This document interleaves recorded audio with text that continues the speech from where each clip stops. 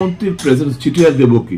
মুখ্যমন্ত্রী সেদিন কি বিধানসভা উপস্থিত, আমি মুখ্যমন্ত্রীর গোচরে নিয়েই তো এই আলোচনাটা করলাম।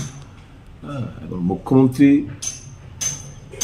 কথাবার্তা যদি বড় বড় ডায়লগ যদি শুধু দিয়ে যান, তাহলে আমি কাকে চিঠি লিখবো? কি কি মানে আছে? বিধানসভার মতো পবিত্র জায়গায় দাঁড়িয়ে যখন এই জিনিসটা উত্থাপন করলাম, যখন তার রেজাল্ট পেলাম না, তো স্বাভাবিকভাবে বোঝা যায় যে এরা বেকার বিরোধী মানসিকতাটা এখন প্রকট হয়ে দাঁড়িয়েছে। আমি বললাম ইন অ্যান্ড অ্যারাউন্ড এই ২৫০০-এর মধ্যে এরকম দেখা যাবে প্রায় ১,০০০-এর মতো ছেলে মেয়েরা গ্রুপ ডিতে এরা যোগদান করবে না, শূন্য আবার গ্যাপ পড়ে থাকবে।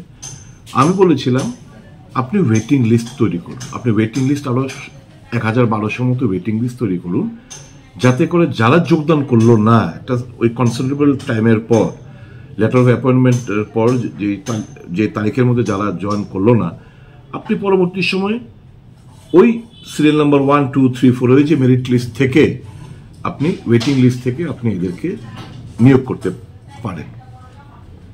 ন্যায়সঙ্গত যুক্তিসঙ্গত আমরা এ রাজ্যের বেকারদের স্বার্থ সংশ্লিষ্ট ব্যাপার নিয়ে আমরা দাবি তুলেছিলাম। গতকাল যখন লিস্ট বেরোলো আশ্চর্য হয়ে পড়লাম। গঠনমূলক আলোচনা করার কোনো মানেই নেই সরকারের কাছে। এটা তো একটা ডেফ সরকার, কানে শোনে না সরকার বোধ হয়। তো দেখলাম এই ওয়েটিং লিস্ট নেই।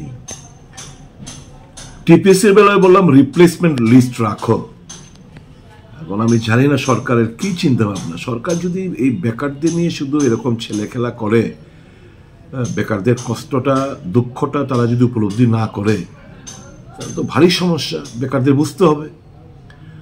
এবং আমি যারা এক বেলা এক দুমুঠো ভাতের জন্য, অন্ন জোগাড়ের জন্য যারা ভারতীয় জনতা পার্টিকে ভালোবেসেছিলেন, মিছিল মিটিংয়ে গেছিলেন, একটা আশা, বুক ভরা আশা নিয়ে পার্টি করেছিলেন, হয়তো বা কিছু একটা করে দেবে, এরকম বহু দৃষ্টান্ত রয়েছে আমার কাছে। সকাল বিকেলবেলা থেকে অজস্র ফোন সারা রাজ্যের আনাচে কানাচে থেকে, এবং এরা বলছে দাদা চাকরিও তো পেলাম না, আমরা তো অনেক কিছু অনেক নেতাকে দিয়ে রেখেছিলাম, এটা পাবো কি না।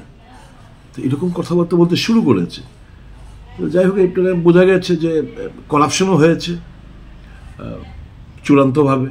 টাকা পয়সা যেহেতু কথাবার্তা এসছে, এদের দলের লোকরা বলছে, তো আমার খুব কষ্ট হয় যে বেকারদের এই যে স্বপ্ন ভেঙে চুরমার করে দিয়েছে শাসক গোষ্ঠী। আমি আবারও